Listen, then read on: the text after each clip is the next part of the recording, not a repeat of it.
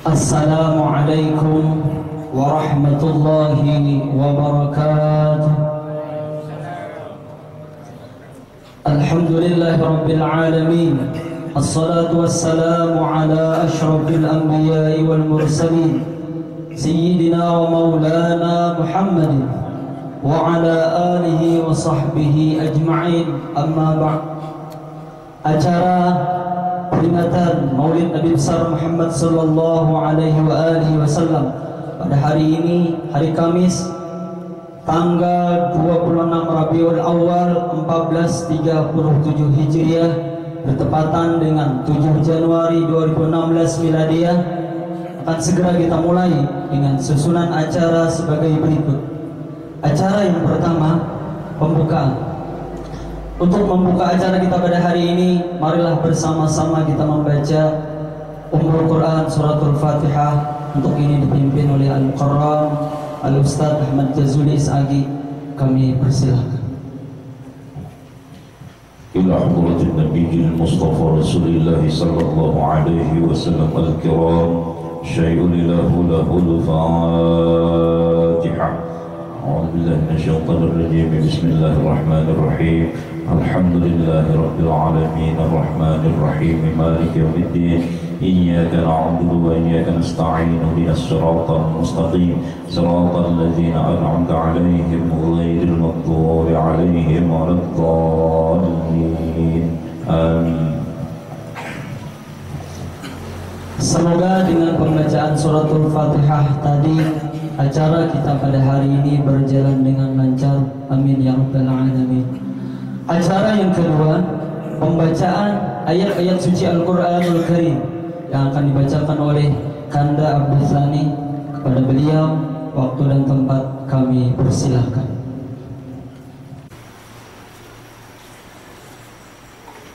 Assalamualaikum warahmatullahi wabarakatuh.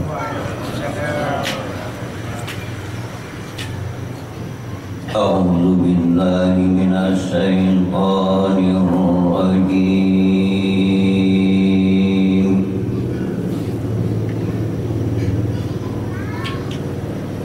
Bismillahirrahmanirrahim.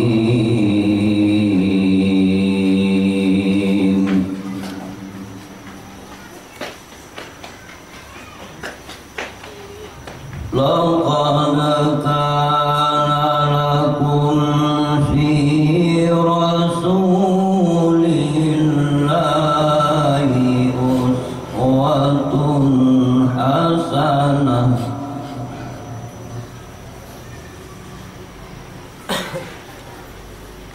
liman kana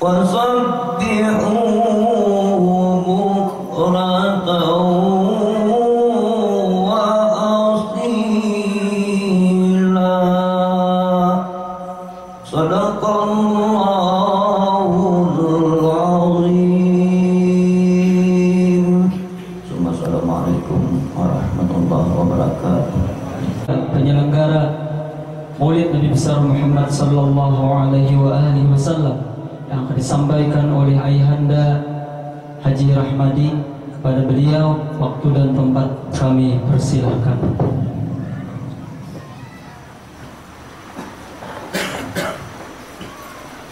Assalamualaikum warahmatullahi wabarakatuh. Bismillahirrahmanirrahim. Alhamdulillahirabbil alamin. Wassalatu wassalamu ala asrafil anbiya'i wal mursalin sayyidina wa maulana Muhammadin wa ala alihi wa sahbihi ajmain. Amma ba'du. Alhamdulillah, puji serta syukur kita panjatkan kehadirat Allah Subhanahu wa taala dengan limpahan rahmat dan karunia Allah, sehingga kita dapat berkumpul di tempat yang mulia ini, yaitu di Langgar Al-Muttaqin kita ini, dengan tujuan yang sama, untuk memperdengari pembacaan syair-syair Maulid Nabi besar Muhammad sallallahu alaihi wasallam dan juga ceramah agama yang insya Allah akan disampaikan oleh Bapak Guru kita nantinya. Yang terhormat Bapak penceramah yang datang dari Lumikis, yang terhormat Bapak Kepala Desa Busoy bersama perangkat-perangkat desanya, yang terhormat Bapak-bapak tokoh-tokoh agama, yang terhormat Bapak-bapak, ibu-ibu, saudara sekalian, para undangan yang saya muliakan. Saya atas nama panitia penyelenggara mengucapkan terima kasih yang sebesar-besarnya, terutama kepada Bapak Pancarama yang datang ke tempat kita ini guna memenuhi undangan ataupun seruan dari kami yang sekaligus mengisi acara pada hari ini. Terima kasih pula saya ucapkan kepada bapak-bapak, ibu-ibu, saudara sekalian, para undangan yang sudi kiranya datang ke tempat kami ini guna memenuhi undangan ataupun seruan dari tuan-tuan rumah masing-masing. Saya atas nama panitia penyelenggara mengucapkan ampun dan maaf yang sebesar-besarnya jika seandainya ada terdapat kesalahan-kesalahan ataupun kehilapan-kehilapan dari tuan-tuan rumah masing-masing, baik mengenai jamuan ataupun santapannya yang kurang berkenan di hati para bapak ibu saudara sekalian. Saya atas nama panitia penyelenggara mengucapkan ampun dan maaf yang sebesar-besarnya, karena mana hanya itulah yang dapat kami hidangkan pada hari ini. Tidak lupa pula saya ucapkan terima kasih yang sebesar-besarnya kepada rekan-rekan jemaah Langgar Al-Mutakin kita ini, karena adanya persatuan dan kesatuan kita sehingga kita dapatlah mengerjakan acara yang seperti ini. Jadi mudah-mudahan acara persatuan dan kesatuan kita ini dapat berjalan dengan lancar sampai ke tahun-tahun berikutnya. Amin ya rabbal alamin. Nah, kiranya itulah yang dapat saya sampaikan. Kurang dan lebihnya saya atas nama panitia penyelenggara mengucapkan ampun dan maaf yang sebesar-besarnya. Wabillahi taufiq wal hidayah. Assalamualaikum warahmatullahi wabarakatuh.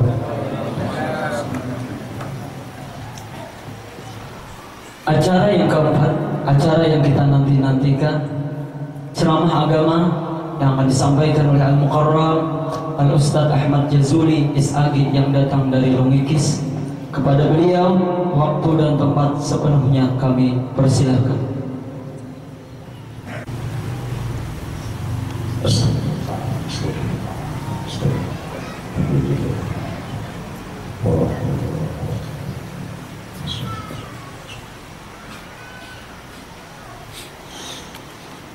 Assalamualaikum warahmatullahi wabarakatuh. Waalaikumsalam warahmatullahi wabarakatuh. A'udzu billahi minasy syaithanir rajim. Bismillahirrahmanirrahim. Alhamdulillahilladzi arsala rasulahu bil huda wa dinil haqq liyuzhirahu 'ala ad-dini kulli wa kafa billahi shahida. Ashhadu an la ilaha illallah wahdahu la sharika lah wa ashhadu anna Muhammadan abduhu wa rasuluhu la nabiyya ba'dah. Allahumma salli wa sallim wa barik ala sayyidina Muhammadin wa ala alihi wa sahbihi wa barik wa sallim ajma'in. Qalu subhanaka la ilma lana illa ma 'allamtana innaka antal alimul hakim. Wa la hawla wa la quwwata illa billahil aliyyil azim.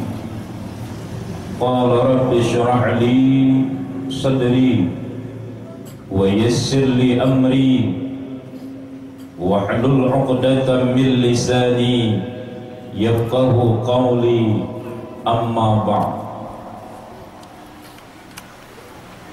Faqad qala Allah Ta'ala fi kitabihil karim,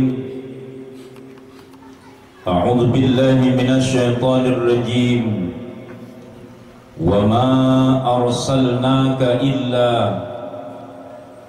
rahmatan lil alamin. Wa qala Rasulullah sallallahu alaihi wasallam, la yu'minu ahadukum hatta yakuna hawa'u tiba'an lima ji'tu bih. Sadaqallahul azim wa sadaqa rasuluhul habibul karim, wa nahnu ala dhalika minasy syahidin wa syakirin, walhamdulillahi rabbil alamin.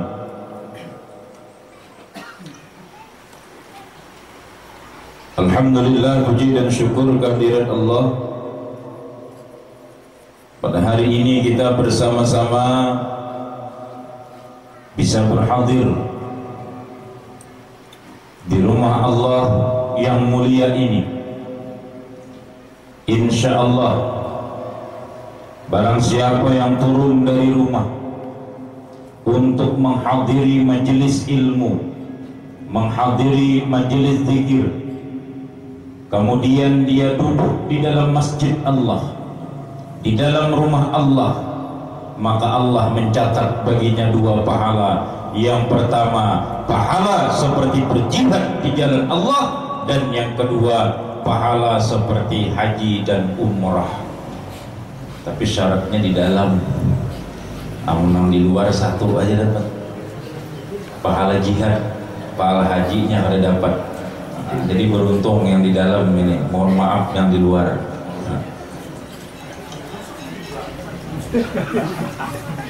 Wadahnya agak muat. Salawat serta salam kehariban junjungan kita Nabi besar Muhammad sallallahu alaihi wasallam, seorang putra pilihan yang hari kelahirannya kita peringati. Beliau yang dilahirkan pada fajar di hari Senin, malam Senin di waktu fajar pada tanggal 12 Rabiul Awal. Hari kelahiran beliau yang kita peringati. Kenapa? Karena lahirnya baginda Rasulullah dalam rangka kita bersyukur atas nikmat yang diberikan oleh Allah Subhanahu wa taala. Di dalam Al-Qur'an Allah berfirman, azkurullah azkuru ni'matallah. Dalam ayat lain, uzkuru ni'mati, ingatlah kata Allah nikmat Allah. Dalam ayat lain, ingatlah akan nikmat-nikmatku. Kita disuruh untuk mengingat kepada nikmat Allah. Apakah itu nikmat sehat, nikmat iman, nikmat Islam, nikmat ihsan, dan yang paling besar di antara nikmat-nikmat Allah itu kepada kita adalah dilahirkannya baginda Rasulullah sallallahu alaihi wasallam. Di dalam hadis kursi Allah berfirman, tidak aku ciptakan, kata Allah, seluruh alam semesta beserta isinya ini, melainkan karena nur Muhammad sallallahu alaihi wasallam. Jadi kelahiran baginda Rasulullah ke dunia ini nikmat yang sangat besar bagi kita yang diakui sebagai umatnya. Dan kelahiran baginda Rasulullah sallallahu alaihi wasallam tidak terlepas dari jasa 4 orang perempuan. 4 orang perempuan yang berjasa ini, nama-nama mereka menurut para hukama, para ahli hikmah, para ulama, nama-nama para perempuan yang berjasa atas kelahiran baginda Rasulullah sallallahu alaihi wasallam sesuai dengan maknanya itu akan kita dapatkan pada saat kita memperingati kelahiran baginda Rasulullah sallallahu alaihi wasallam. Yang pertama, Aminah, ibu dari baginda Rasulullah sallallahu alaihi wasallam. Aminah artinya tenang, artinya damai, tentram, aman. Yang kedua, seorang perempuan yang berjasa ketika baginda Rasulullah sallallahu alaihi wasallam dilahirkan, seorang bidan yang bernama Asy-Syifa atau disebut juga Asy-Syafa. Yang ketiga, perempuan yang berjasa atas kelahiran baginda Rasulullah sallallahu alaihi wasallam adalah seorang budak milik Abu Lahab yang ditugaskan oleh Abu Lahab untuk membantu kelahiran baginda Rasulullah sallallahu alaihi wasallam yang bernama Suwaibah. Dan yang keempat, seorang perempuan yang sangat berjasa dengan kelahiran baginda Rasulullah sallallahu alaihi wasallam adalah setelah baginda Rasulullah dilahirkan, maka disusukkan kepada seorang perempuan yang bernama Halimatus Sa'diyah. Keempat orang perempuan ini menurut para ulama bukan tidak mengandung makna. Nama-nama mereka ini menurut para ulama akan kita dapatkan maknanya ketika kita memperingati kelahiran baginda Rasulullah sallallahu alaihi wasallam. Yang pertama, Aminah, artinya tenang, tentram, aman. Insya Allah ketika kita memperingati kelahiran baginda Rasulullah sallallahu alaihi wasallam, akan diberikan oleh Allah kepada kita keamanan, ketentraman, ketenangan, kedamaian di dalam hidup kita nantinya. Amin. Yang kedua, Asy-Syifa atau Asy-Syafa, artinya kesembuhan dari berbagai penyakit. Insya Allah pada saat kita memperingati kelahiran baginda Rasulullah yang merupakan nikmat Allah yang paling besar kepada kita, dengan dilahirkannya baginda Rasulullah, yang ada penyakit di dalam diri kita yang mungkin sudah kesana kemari kita berobat, mudah-mudahan di dalam memperingati kelahiran baginda Rasulullah diberikan kesembuhan oleh Allah dari penyakit yang kita derita. Amin ya rabbal alamin. Yang ketiga, seorang budak perempuan yang diutus oleh Abu Lahab untuk membantu kelahiran daripada baginda Rasulullah. Kemudian setelah baginda Rasulullah dilahirkan, maka Suwaibah, budak Abu Lahab ini, kemudian berlari mendapati Abu Lahab.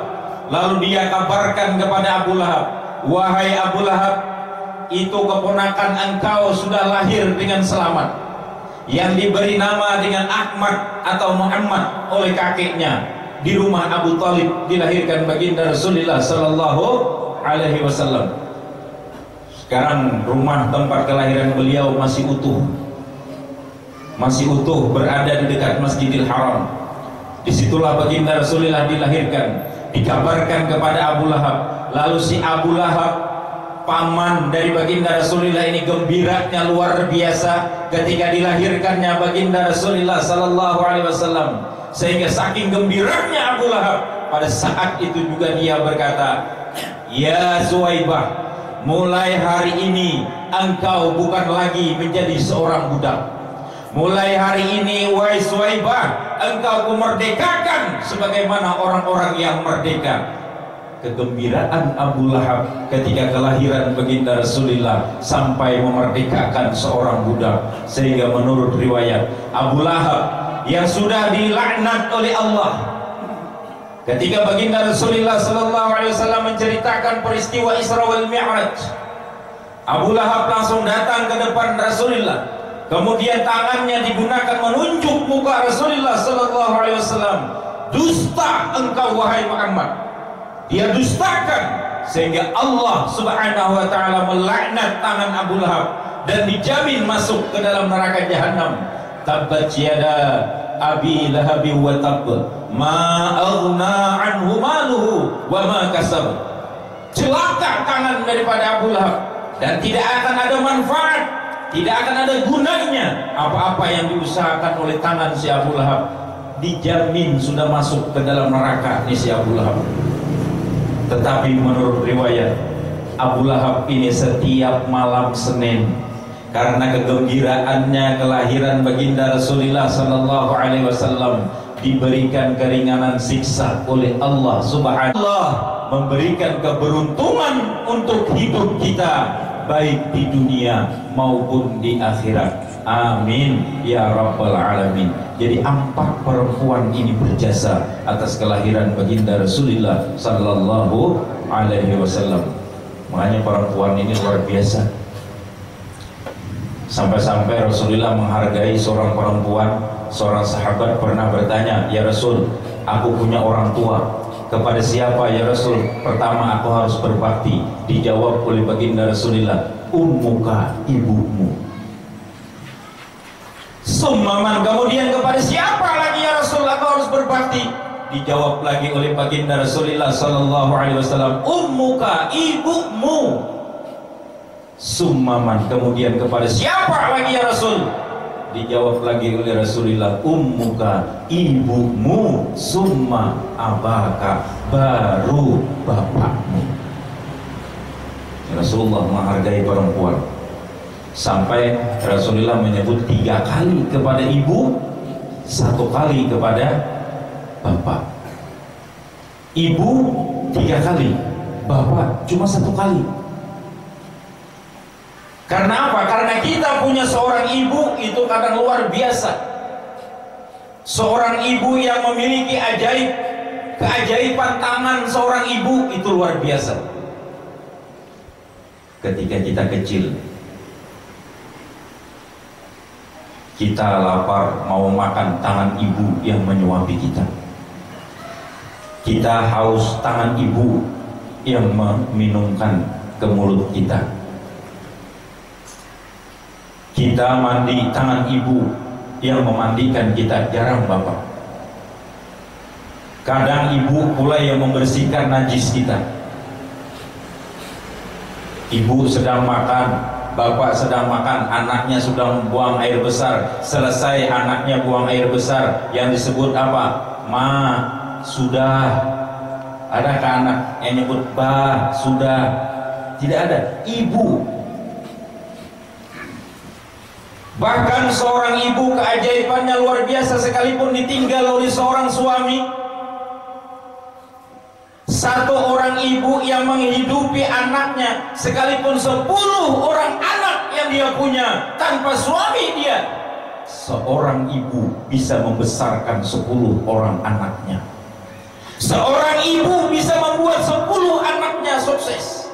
Seorang ibu bisa membuat 10 anaknya berhasil. Tapi terkadang apa? Ketika ibu kita sudah tua, 10 orang anak yang sukses, 10 orang anak yang berhasil ini belum tentu bisa merawat 1 orang ibunya yang sudah tua.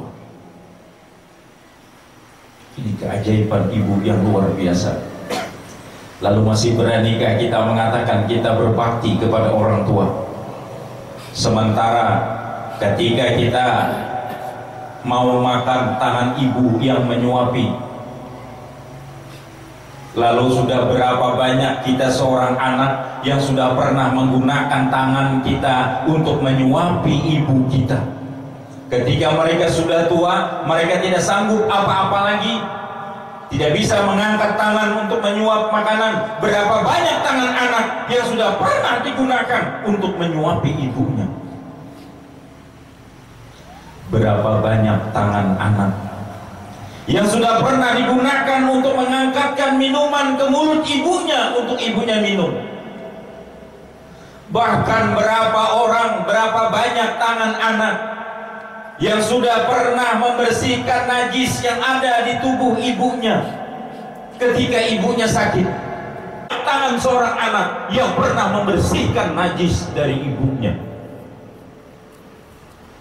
Berapa banyak anak yang sudah berani meninggalkan rezeki yang di depan mata, meninggalkan kerjaan yang menghasilkan uang demi menunggu ibunya yang sedang sakit. Padahal ketika ibu kita membesarkan kita, dia yang bekerja, berusaha karena tidak ada ayah kita yang sudah duluan meninggalkan kita. Mereka, ibu kita yang bekerja, mengongkosi kita, berusaha. Tapi ketika kita sedang sakit, dia siap meninggalkan pekerjaan demi menunggu anaknya yang sedang sakit. Lalu ketika mereka sudah tua, mereka sakit-sakitan, datang telepon berbunyi kepada kita, "Nak, pulang, ibu sedang sakit, nak." Apa kadang jawaban kita sebagai anaknya? "Bu, nanti bu ya, sekarang saya masih sibuk, pekerjaan saya masih banyak, nanti kalau sudah pekerjaan selesai baru saya akan pulang, bu." Berapa banyak kita yang berani meninggalkan pekerjaan? Berapa banyak kita yang berani meninggalkan rezeki kita yang sudah di depan mata demi seorang ibu kita yang sudah tua, yang sakit luar biasa. Allahu Akbar. Inilah ajaibnya seorang ibu. Sungguh sangat pantas kalau baginda Rasulullah sallallahu alaihi wasallam memuliakan ibu, memuliakan perempuan. Sampai 3 kali disebut oleh baginda Rasulullah sallallahu alaihi wasallam. Bapak dan ibu sekalian yang dihormati, yang dirahmati Allah, ini kadang disalahartikan. Ada seorang bapak bawa anaknya ikut pengajian. Ketika selesai ikut pengajian, bapaknya nanya, "Nak, masih ingat apa yang disampaikan Pak Ustadz?" "Ingat Pak." "Kepada siapa harus berbakti?" "Kepada ibu." "Kepada siapa lagi?" "Ibu." "Kepada siapa lagi?" "Ibu." "Kepada siapa lagi?" Baru bapak. Berarti ibu berapa nak? 3. Pintar. Bapak berapa nak? 1. Ibu berapa? 3. Bapak berapa? 1. Jadi bapaknya 1, ibunya 3, kata anaknya. Pintar anakku, katanya. Sekarang ibumu ada berapa nak? 1, kata anaknya. Berarti ibu kurang 2. Karena ibu tadi harus 3. Oh begitu kata anaknya. Iya. Jadi ibumu berapa? 1. Seharusnya berapa? 3. Berarti ibunya kurang 2. Sekarang nanti kalau sampai rumah nak, sampaikan kepada ibu bahwa ibu saya kurang, harusnya 3, kata Pak Ustadz.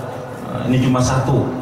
Begitu anak sampai di rumah, langsung pulang, naik ke rumah, langsung ke dapur cari ibunya. Ibunya lagi nyayur, yang disayur terong.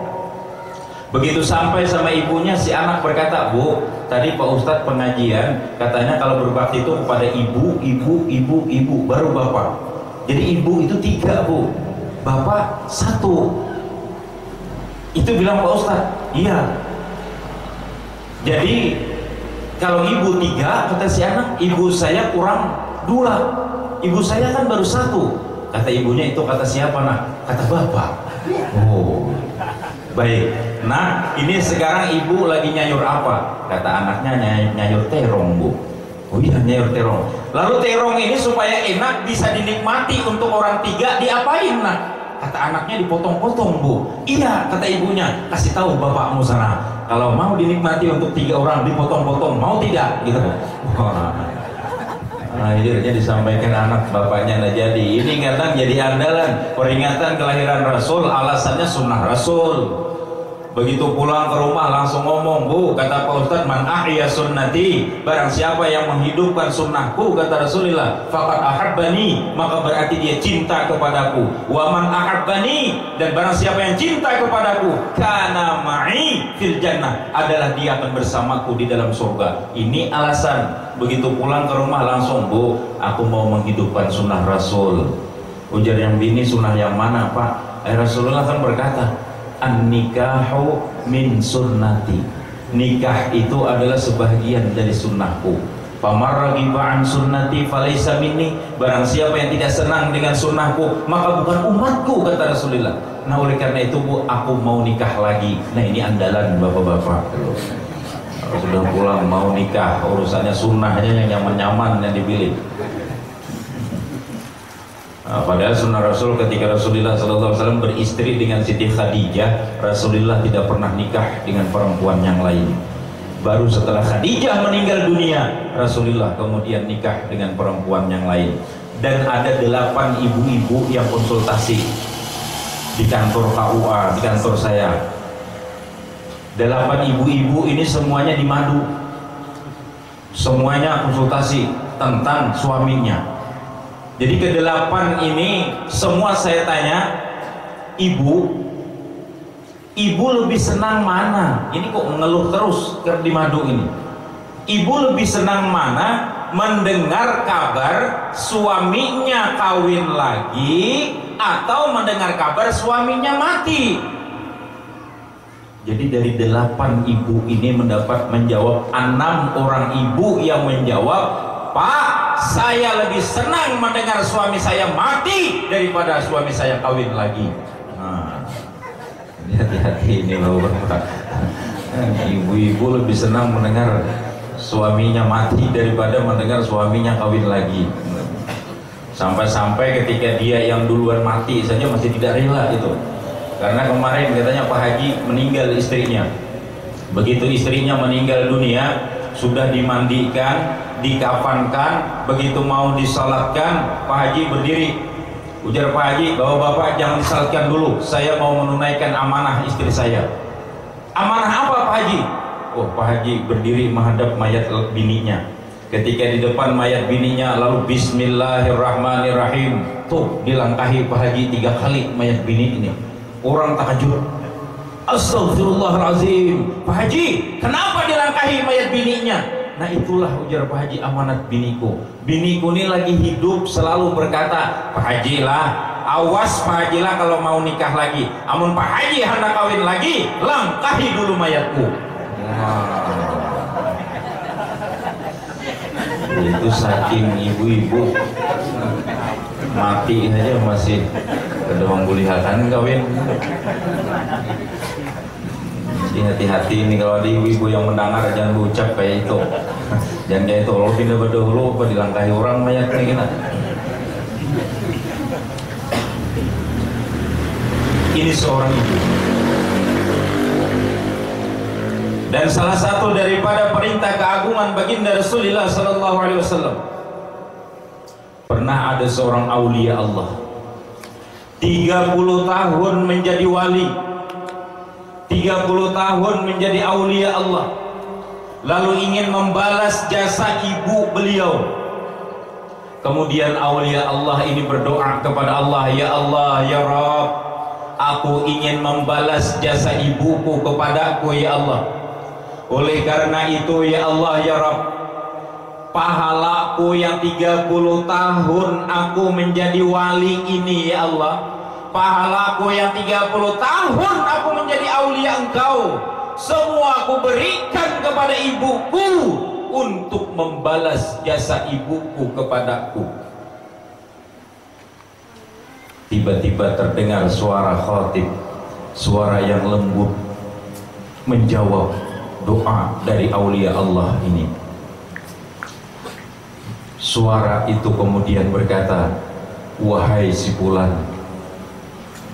wahai si fulan, pahala engkau yang 30 tahun engkau menjadi wali, pahala engkau yang 30 tahun engkau menjadi aulia Allah, itu kalau engkau berikan kepada ibumu untuk membalas jasanya, belum bisa membalas 1 kali engkau bergerak di dalam perut ibumu. Subhanallah. 30 tahun menjadi wali, pahalanya diberikan untuk membalas jasa seorang ibu kita. Belum bisa membalas 1 kali kita bergerak di dalam perut ibu, maka selama berapa bulan kita di dalam perut ibu terus bergerak bolak-balik, bolak-balik. Apalagi kalau cuma kita 30 tahun menjadi wala. Apa yang mau kita berikan kepada ibu? Inilah terkadang kita salah kaprah. Kita mau mencari surga sampai jauh, kita mencari surga sampai ke Mekah, sampai ke Madinah, kemana-mana kita cari surga. Tapi kadang kita lupa dengan pintu surga yang paling dekat dengan kita, yaitu ibu.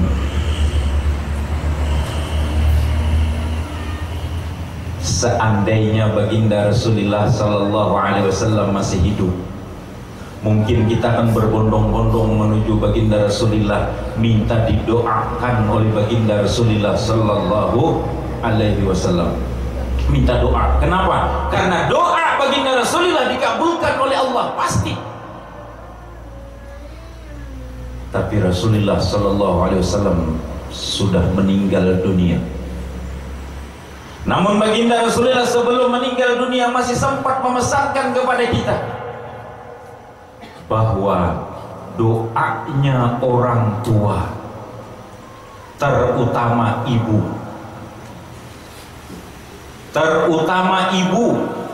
ketika berdoa kepada Allah mengatakan askad doaun nabiyyi li ummati, bagaikan doanya seorang nabi untuk umatnya. Ibu dengan bapak ini lebih cepat dikabulkan ibu doa. Kenapa? Karena ibu ini memiliki sifat yang penyayang lebih daripada bapak biasanya kepada anaknya. Kalau urusan doa untuk anak, itu yang paling cepat dikabulkan adalah ibu. Tapi terkadang kita lupa dengan yang sangat berharga ini, bahwa doanya seorang ibu itu bagaikan doa seorang nabi. Tapi apa gerangan yang kadang kita minta kepada orang tua kita, yang kita minta kepada bapak kita, kepada ibu kita, kita lebih banyak meminta sesuatu yang kurang berharga. Kita kadang meminta sesuatu yang hina daripada sesuatu yang sangat berharga. Doa bagai doa seorang nabi untuk umatnya. Tapi ketika mereka sudah tua, kita datang kepada orang tua, kepada ibu kita, kepada bapak kita.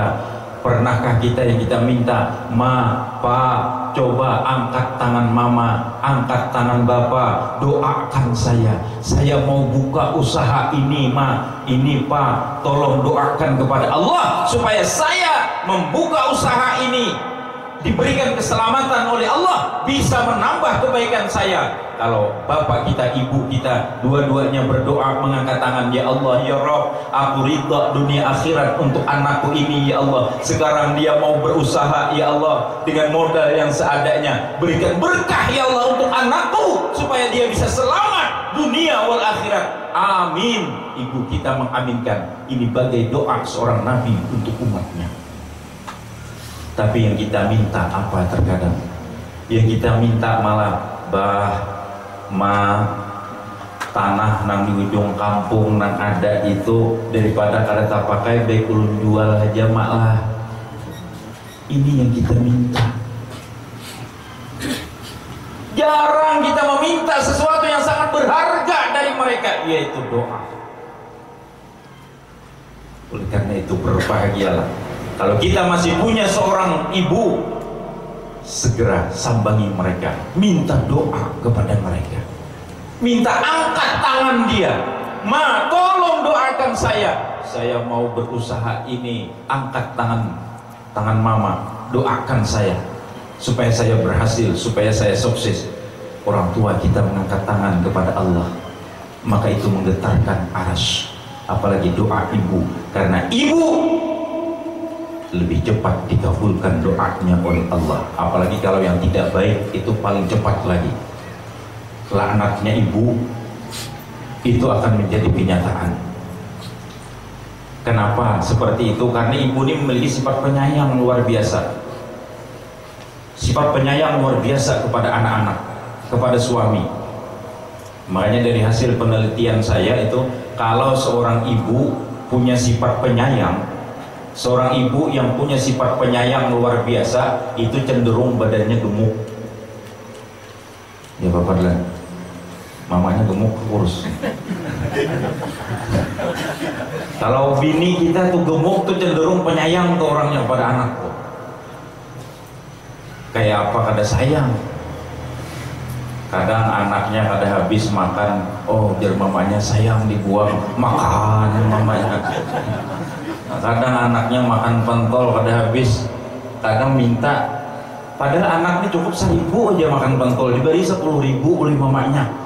Begitu diberi sebelum nukar 10 biji, palingnya habis 2 biji, 8 bijinya kada habis. Mah sayang jeroannya mubazir dibuang, dihabisakan oleh mamanya kayak pada begemuk, kayak pada belamak karena sifat sayang. Tapi memang seorang ibu luar biasa kasih dan sayangnya kepada anak. Inilah akhlak baginda Rasulullah. Makanya ketika baginda Rasulullah sallallahu alaihi wasallam dilahirkan, tidak terlepas dari jasanya 4 orang perempuan yang sangat luar biasa. Ini menjadi iktibar kita. Jaga, perhatikan ibu kita.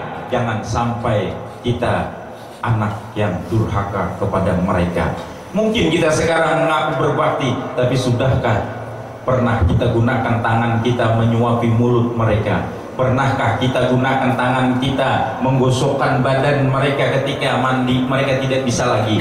Pernahkah tangan kita gunakan membersihkan najis mereka? Pernahkah tangan kita yang menggendong mereka ketika mereka perlu berjalan, ketika mereka ingin mengerjakan apa digendong? Pernahkah tangan kita menggendong? Padahal ketika kita sakit, tangan ibu bisa semalaman. Kalau bapak, itu dari hasil penelitian, kalau bapak tuh menggendong anak paling lama setengah jam. Itu paling lama. Lebih daripada setengah jam tuh kada tahan. Ini hasil penelitian. Dibandingkan ibu. Ibu ini bisa 3-4 jam anak di awak. Coba sambil begendongan memasak, memutiki tapasan, masih aja anak digendong, memasak, kadang mencuci apa, apalagi kita garing malam, nah wani sidin guring berdiri seorang ibu luar biasa kuatnya. Tapi kita para suami yang punya anak atau seorang bapak, kadang kita paling setengah jam tuh salah pah benar, sudah katur, sudah tangan itu maksimal sudah itu seorang bapak. Inilah luar biasanya, ajaibnya tangan ibu yang diciptakan Allah untuk membesarkan kita, anak-anaknya. Bapak dan saudara sekalian yang dirahmati Allah, sudah 40 menit kita bersama. Cukup Bapak pernah.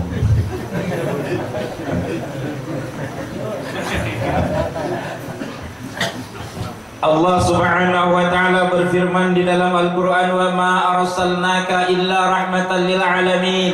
Dan tidaklah wahai Muhammad kami utus engkau melainkan untuk menjadi rahmat bagi sekalian alam. Sehingga lahirnya baginda Rasulullah sallallahu alaihi wasallam ini menjadi rahmat, nikmat yang paling besar di antara nikmat-nikmat yang lain kepada kita semuanya. Makanya kelahiran beliau yang kita peringati, bukan wafatnya. Walaupun sama 12 Rabiul Awal, tapi yang kita peringati kelahiran. Kenapa? Karena kelahiran beliau menjadi rahmat, tapi wafatnya baginda Rasulullah adalah menjadi bala bagi kita sekalian alam. Makanya yang kita peringati lahirnya Sidin. Kenapa baginda Rasulullah sallallahu alaihi wasallam dilahirkan pada tanggal 12 bulan Rabiul Awal? Bukan tanggal 1, bukan tanggal 2, tanggal 10, tanggal 15, tanggal 20 atau tanggal 30. Ini memberikan isyarat menurut para hukama, para ulama kita. Kenapa Rasulullah sallallahu alaihi wasallam dilahirkan pada tanggal 12? Itu memberikan isyarat bahwa orang yang lahir ini nanti, orang yang lahir ini 12 Rabiul Awal pada Fajar Senin ini, dia akan membawa ajaran Islam yang ajaran Islam itu pada pokoknya terdapat pada 12 pokok ajaran. Kalau 12 pokok ajaran ini dilaksanakan, inilah umat daripada baginda Rasulullah sallallahu alaihi wasallam. Beliau lahir tanggal 12. Agama Islam yang dibawa 12 pokok ajaran agama Islam. Apa? 5 rukun Islam. Syahadat, salat, puasa, zakat, haji, 5 rukun Islam. Ditambah 6 rukun iman. Ini yang ajaran dibawa baginda Rasulullah sallallahu alaihi wasallam. Iman kepada Allah, iman kepada malaikat Allah, iman kepada kitab-kitab Allah, iman kepada rasul-rasul Allah, iman kepada hari kiamat, iman kepada takdir yang baik maupun takdir yang buruk. 6. 5 tambah 6 11. Ditambah 1 rukun ihsan. Ditambah 1 rukun ihsan. Anta abudallah ka'annaka tara, fa in lam takun tara fa innallaha yaraka. 1 rukun ihsan. Sembahlah Allah, beribadah kepada Allah seakan-akan engkau bisa melihat kepada Allah. Fa in lam takun tara, tapi kalau engkau tidak bisa melihat kepada Allah, fa innallaha yaraka, sesungguhnya Allah senantiasa melihat kepada engkau. Artinya orang yang ihsan itu adalah orang yang selalu merasa diawasi oleh Allah Subhanahu wa taala. Ini rukunnya ihsan. Sehingga kalau sudah ihsan ini ada di dalam diri kita, insya Allah orang itu akan berakhlak dengan akhlak yang luar biasa. Dia tidak akan berani melakukan akhlak yang tidak baik karena Allah melihat dia. Tidak ada satupun yang luput dari pengawasan Allah. Sekalipun cacing yang ada di dalam tanah, semut yang ada di dalam batu, Allah senantiasa bisa melihat, apalagi kita. Sehingga kita tidak akan berani untuk mengerjakan perbuatan-perbuatan yang dilarang oleh Allah, karena kita sadar senantiasa diawasi oleh Allah Subhanahu wa taala. Ini 12 ajaran Islam, 5 rukun Islam, 6 rukun iman, 1 rukun ihsan. Kita merasa diawasi oleh Allah Subhanahu wa taala. Kalau seseorang sudah merasa diawasi oleh Allah, insya Allah dia akan memiliki akhlakul karimah. Dan insya Allah orang yang memiliki akhlak yang mulia, inna husnul khuluq, sesungguhnya akhlak yang baik, la tudhibul khati'ah kama tudhibus syamsal jalid. Rasulullah menegaskan, sesungguhnya akhlak yang baik itu, kata baginda Rasulullah, adalah tudhibul khati'ah, itu menghapus dosa, menghapus kesalahan-kesalahan kita, kama tudhibus syamsal jalid, seperti matahari yang melelehkan batu es menjadi air. Dosa kita akan berguguran ketika kita mengerjakan akhlak-akhlak yang baik. Apa di antara akhlak yang baik?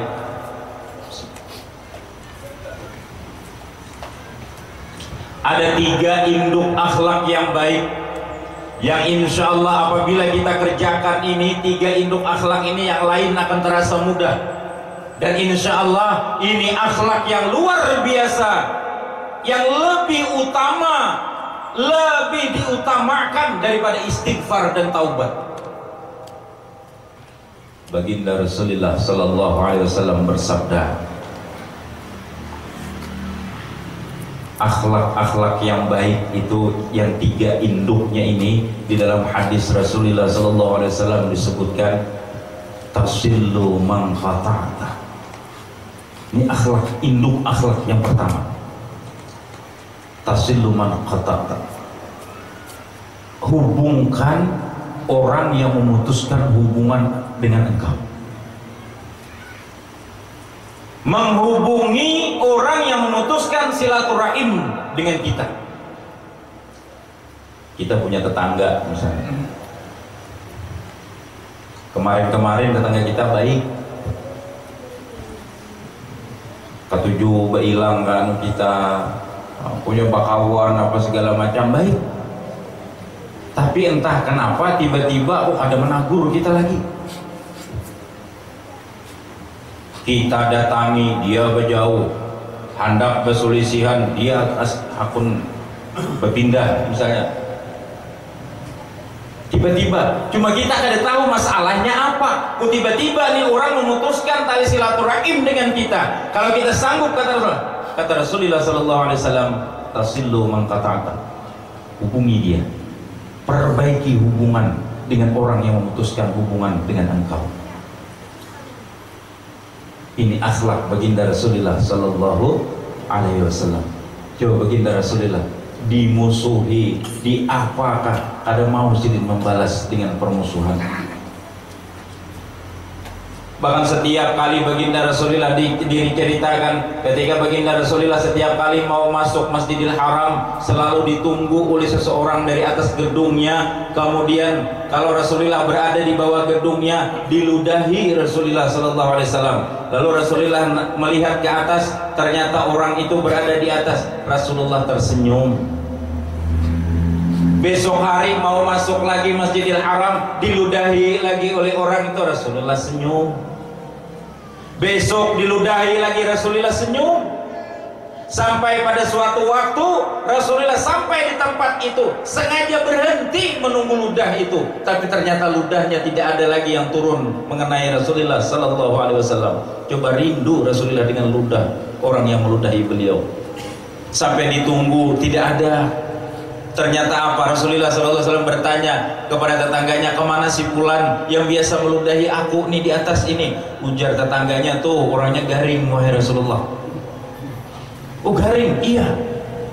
Begitu mendengar orang yang meludahi sidin ini sakit, baginda Rasulullah langsung menuju ke rumah orang itu. Diketuk pintunya, diucapkan salam di depan pintu. Orang yang di dalam rumah gemetar, itu pasti Muhammad itu pasti Muhammad yang sering meludahi itu. Takut luar biasa. Tapi ketika dibuka pintu, Rasulullah SAW hadir, kemudian memberikan ucapan-ucapan yang baik, mendoakan supaya cepat disembuhkan, sehingga orang ini pun kemudian berkata, ya Muhammad, selama ini aku punya keluarga, aku punya tetangga, aku punya kawan-kawan yang akrab, tapi ketika aku sakit ini belum ada satupun keluargaku, satupun tetanggaku, temanku, sahabatku yang mengunjungi aku ketika sakit ini. Tapi engkau ya Muhammad, engkau yang selalu kuludahi, engkau berani datang malah memberikan doa yang baik untuk kesembuhanku. Oleh karena itu wahai Muhammad, asyhadu an la ilaha illallah wa asyhadu annaka Muhammadan abduhu wa rasuluh. Islam karena akhlak baginda Rasulullah sallallahu alaihi wasallam. Hubungi orang yang memutuskan tali silaturahim dengan kita. Ini berat nih. Berat luar biasa. Tapi kalau kita sanggup ini, maka akhlak yang lain itu akan gampang. Karena kita mengalahkan ego kita. Kadang kita kalau ada orang yang wah ditagurnya, ada mau menagur, paling 2-3 kali hampir sudah kita menagur itu. Gengsi kita memberi supan aja, ini ditagur, kadang mau juga ditagur, kita lihati, kadang yang buang muka. Kan yang ini nih berat kita ini untuk terus menyambung. Tapi kalau kita sanggup untuk terus berbuat baik, terus sambung tali silaturahim dengan orang yang seperti ini akhlak baginda Rasulullah sallallahu alaihi wasallam. Ini akhlak yang bisa menghapuskan dosa-dosa kita seperti matahari yang melelehkan air menjadi es. Itu yang pertama, tasillu man qata'ta. Yang kedua, akhlak yang sangat luar biasa, wa tu'tiya man aramaka. Engkau beri, engkau kasih orang yang tidak pernah mengasihi engkau. Ini akhlak yang luar biasa. Kasih orang yang tidak pernah mengasihi engkau. Kita punya tetangga, tiap tetangga itu bearuhan, rumah banyak berlebihan makanan, tapi kada suah mengantari ke subalah ke rumah kalau kita misalnya, kada suah memberi kita macam-macam. Kalau ada kita yang seperti ini punya, kasih mereka yang tidak pernah mengasihi kita. Ini induk daripada akhlakul karimah. Itu yang dilakukan baginda Rasulullah sallallahu alaihi wasallam.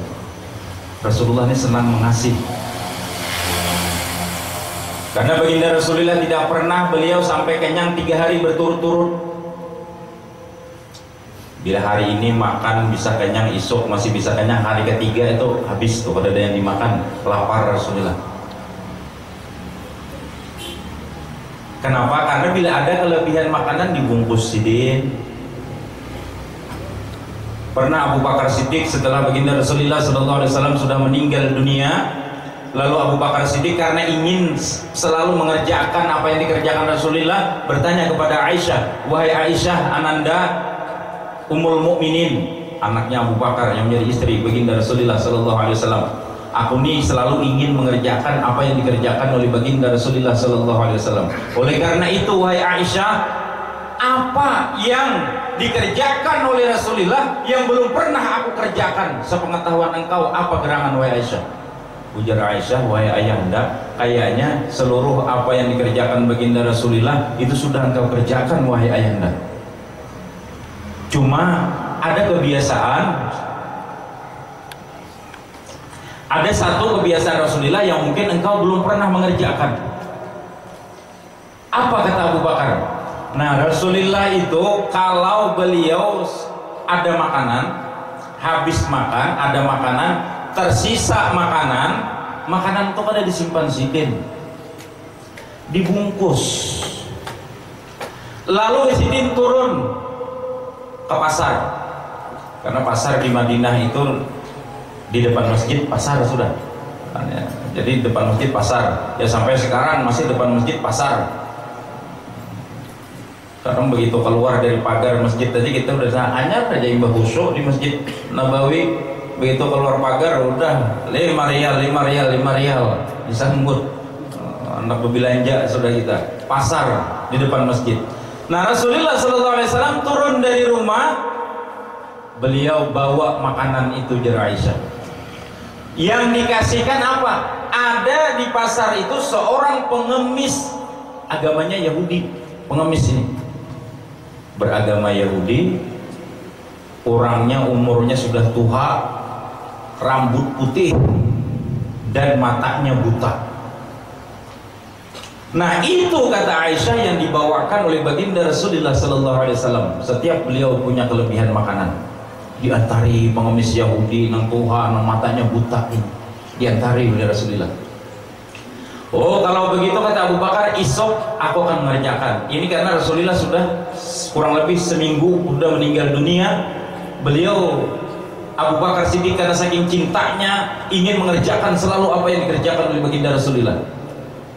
Nah, Abu Bakar kemudian pulang ke rumah, selesai makan dia bungkus tuh makanan, dibawa ke pasar, dicari pengemis yang senantiasa dibawakan makanan oleh Rasulullah itu. Begitu dicari oleh Abu Bakar, yang ciri-cirinya matanya buta, rambutnya putih, umurnya tua, agamanya Yahudi. Dan itu memang ternyata pengemis satu-satunya yang ada di pasar itu. Sehingga sampai di ujung pasar, Abu Bakar sudah melihat seorang pengemis yang rambutnya putih, matanya buta, dan umurnya sudah tua. Oh, kata Abu Bakar, tidak salah lagi, pasti ini yang dibawakan oleh Rasulullah itu makanan, pasti ini pengemisnya. Pergi Abu Bakar memaraki pengemisnya. Begitu sudah agak dekat dengan si pengemis, ternyata Abu Bakar mendengar perkataannya si pengemis itu. Ada orang yang dekat dengan si pengemis. Apa kata-kata pengemis itu didengar Abu Bakar? Si fulan, jangan dekati Muhammad ya. Muhammad itu pendusta. Muhammad itu tukang tipu. Muhammad itu tukang sihir. Jauhi Muhammad, kalau bisa kau bunuh tuh Muhammad. Sehingga Abu Bakar terdiam. Inikah pengemis yang dibawakan Rasulullah makanan? Sementara mulut si pengemis ini selalu menghujat, menghina kepada Rasulullah SAW. Kalau ada orang yang dekat dengan dia, selalu mulutnya berkata, jauhi Muhammad, Muhammad itu pendusta, Muhammad itu orang gila, kalau perlu bunuh Muhammad. Ini terus yang keluar dari mulut si pengemis ini. Sehingga Abu Bakar, tidak terasa air mata Abu Bakar menetes. Inikah yang diberikan oleh Rasulullah makanan? Ini kayak diberi oleh Rasulullah makanan yang diantarkan oleh Rasulullah, sementara mulutnya selalu menghujat kepada beliau. Abu Bakar menangis.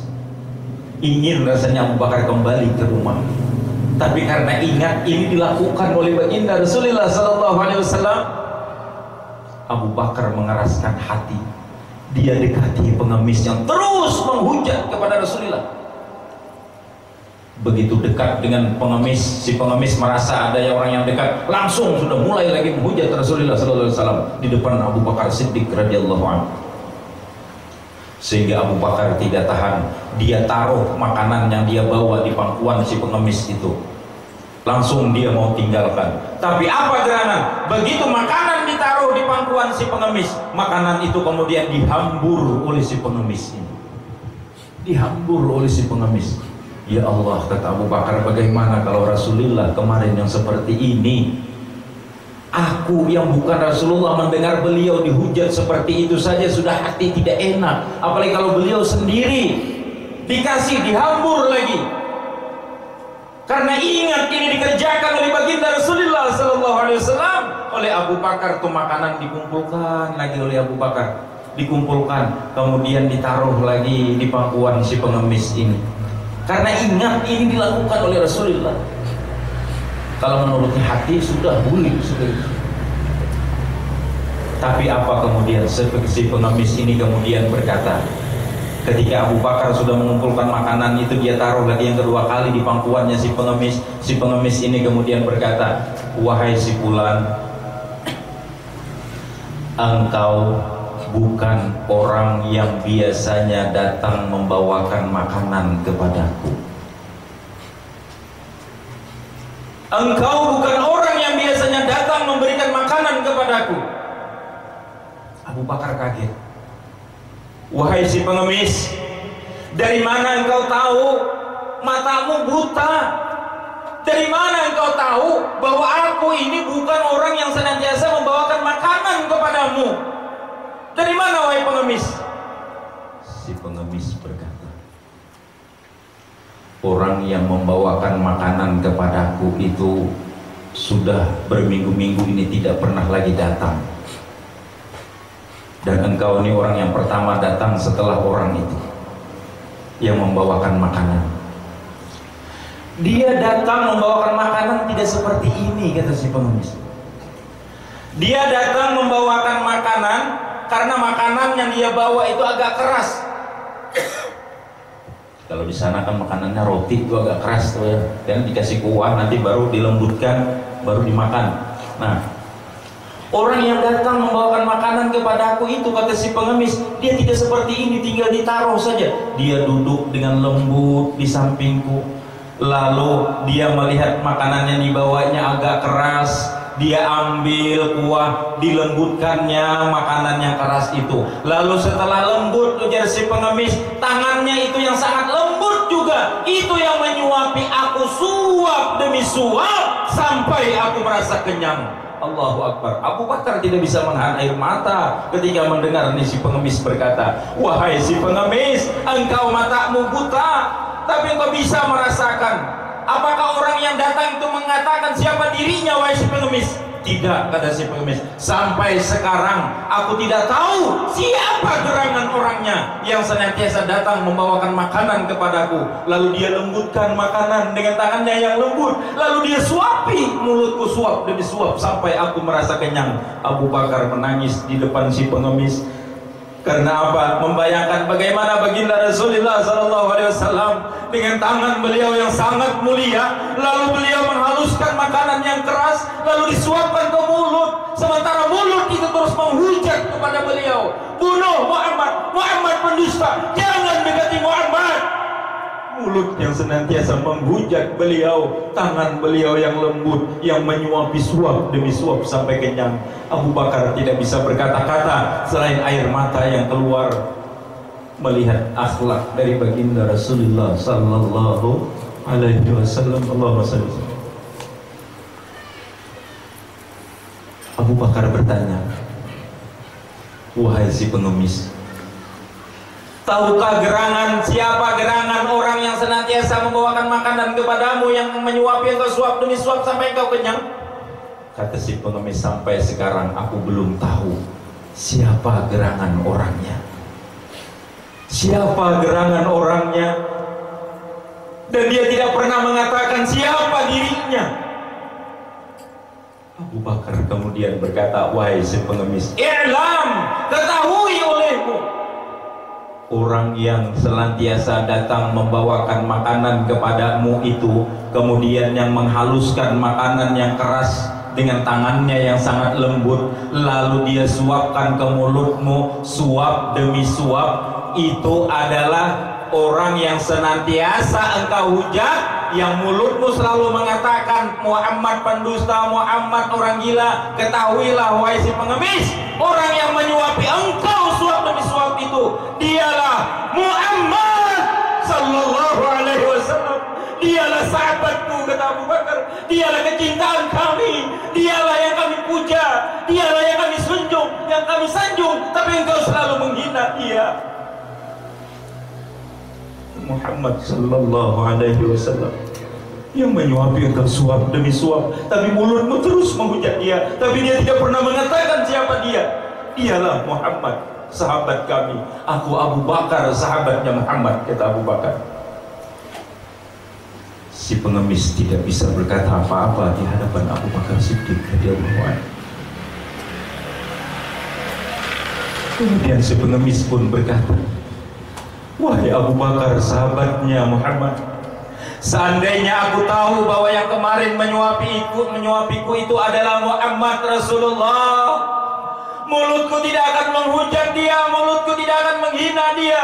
Oleh karena itu, di mana dia sekarang? Abu Bakar air mata bertambah deras. Sekarang dia sudah dipanggil menghadap Allah. Sekarang dia telah tiada. Karena aku ingin mengerjakan apa yang dikerjakan oleh dia, aku melakukan seperti ini, tapi masih berat hatiku. Tapi ini akhlak baginda Rasulullah sallallahu alaihi wasallam. Si pengemis pun ikut menangis di hadapan Abu Bakar Siddiq. Kemudian dia berkata, wahai Abu Bakar, sahabatnya Muhammad, saksikan oleh engkau, asyhadu an la ilaha illallah wa asyhadu anna Muhammadar Rasulullah. Mengucapkan dua kalimat syahadat si pengemis ini di hadapan Abu Bakar Siddiq radhiyallahu anhu, dikarenakan akhlak daripada baginda Rasulullah sallallahu alaihi wasallam. Islamlah si pengemis di hadapan Abu Bakar Siddiq dikarenakan akhlak baginda Rasulullah sallallahu alaihi wasallam. Ya Nabi salam alaika, ya Rasul salam alaika, ya Habib salam alaika,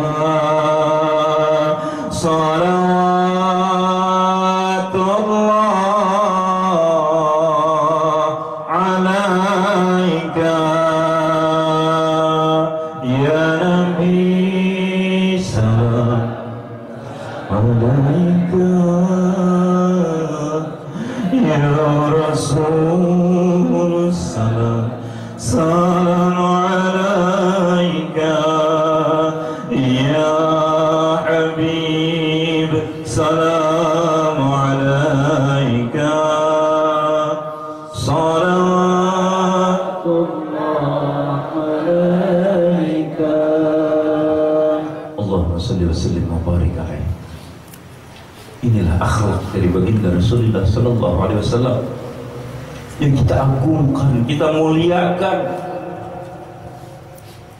yang sudah dijanjikan Allah, laqad kana lakum fi Rasulillahi uswatun hasanah, bahwa di dalam diri baginda Rasulullah itu adalah uswatun, suri tauladan yang baik, yang bisa kita tiru, yang kita ikuti daripada akhlak baginda Rasulullah sallallahu alaihi wasallam. Wa tu'tiya man haramaka, beri orang yang tidak pernah memberi engkau. Berat kita timbul ego kita. Ngapain kita ngasih orang itu, orang dia tidak pernah ngasih aku. Ini kita. Kita mau ngasih orang, nunggu orang itu baik dulu. Tapi Rasulullah mengajarkan, beri orang yang tidak pernah memberi engkau. Beri mereka yang tidak pernah memberi. Kalau kita memberi kepada orang yang sering memberi kita, itu wajar. Itu akhlak yang baik, dan itu wajar. Memberi orang yang pernah memberi kita. Tapi kalau ada orang sering memberi kita, kita tidak pernah memberi dia, itu namanya kita kurang ajar.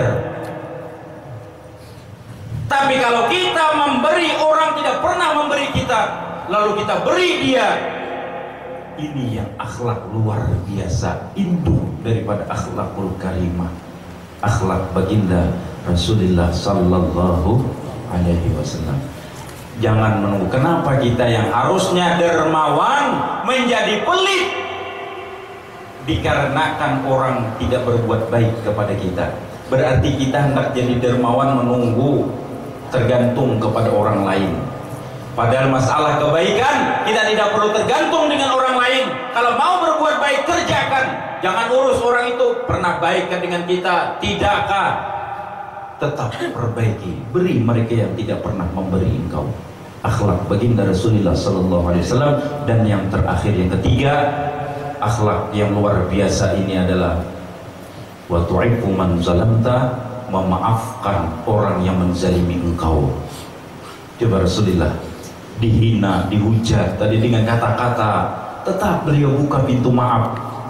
Masih sempat tangan beliau menyuapi si pengemis ini. Kenapa? Karena beliau mampu memaafkan hati beliau kepada orang yang menghujat beliau, yang menzalimi beliau. Ini akhlak baginda Rasulullah sallallahu alaihi wasallam yang kita peringati, Bapak dan saudara sekalian yang dirahmati Allah. Yang terakhir, 1 jam 10 menit sudah kita bersama. Yang terakhir saya sampaikan, ini bulan Maulid di KUA itu bulannya orang nikah. Karena selama bulan Maulid ini ada yang 3 sehari, ada yang 5 sehari nikah di kantor. Jadi ada yang kemarin yang mau nikah, kita screening. Begitu di screening, ditakuni calon lakinya, siapa ngaran calon binimu?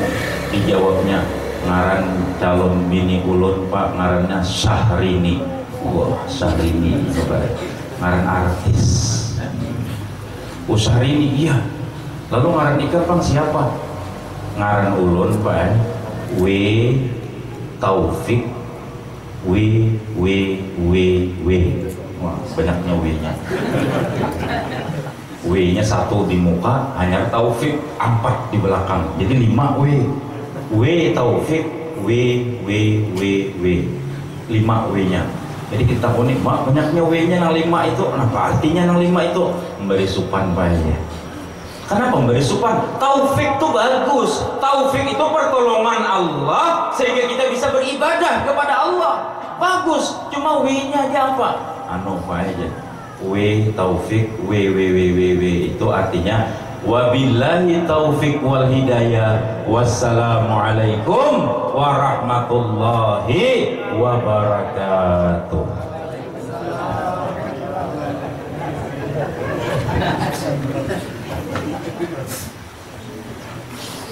Semoga dengan ceramah yang disampaikan oleh Al-Ustadz tadi, kita yang hadir pada hari ini dapat mengambil intisarinya dan dapat mengamalkannya dalam kehidupan sehari-hari. Dan semoga kita semua semakin cinta kepada Rasulullah sallallahu alaihi wasallam dan bersama beliau nanti di dalam surga. Amin ya rabbal alamin. Acara yang kelima, doa. Untuk doa ini kami mintakan kembali kepada Al-Mukarram Al-Ustadz Ahmad Jazuli, pada beliau dipersilakan. Al-Fatihah. Alhamdulillah. Ya Allah, sallallahu alaihi wasallam. Amin ya Allah Rabbul Alamin. Bismillahirrahmanirrahim. Alhamdulillah Rabbil Alamin. Wassalatu wassalamu ala asyrafil anbiya wal mursalin Sayyidina wa maulana Muhammadin wa ala alihi wa sahbihi wa barik wa sallim ajma'in. Allahumma ighfir li ummati Muhammad wastur ummata Muhammad wajbur ummata Muhammad warham ummata Muhammadin sallallahu alaihi wasallam. Allahumma ighfir li ummati Muhammad wastur ummata Muhammad wajbur ummata Muhammad warham ummat Muhammadin sallallahu alaihi wasallam. Allahumma ighfir li ummati Muhammad wastur ummat Muhammad wajbur ummat Muhammad warham ummat Muhammadin sallallahu alaihi wasallam. Allahumma akhrijna ya Allah minaz zulumatil wahmi wa akrimna binuril fahmi waftah lana abwabal ilmi wa zayyinna ya Allah بالأخلاق الحسنة والحلم. اللهم نوّر في قلوبنا بنور هدايتك كما نورت السماوات والأرض أبدا أبدا برحمتك يا أرحم الراحمين. وصلى الله على سيدنا محمد وعلى آله وصحبه وسلم. سبحان ربك رب العزة عما يصفون وسلام على المرسلين والحمد لله رب العالمين. تقبل الله منكم إنا ومنكم. Acara yang ke-6 penutup, marilah sama-sama kita tutup acara kita pada hari ini dengan bersama-sama mengucap hamdalah alhamdulillahirabbil alamin wal 'afwu minkum. Wassalamualaikum warahmatullahi wabarakatuh.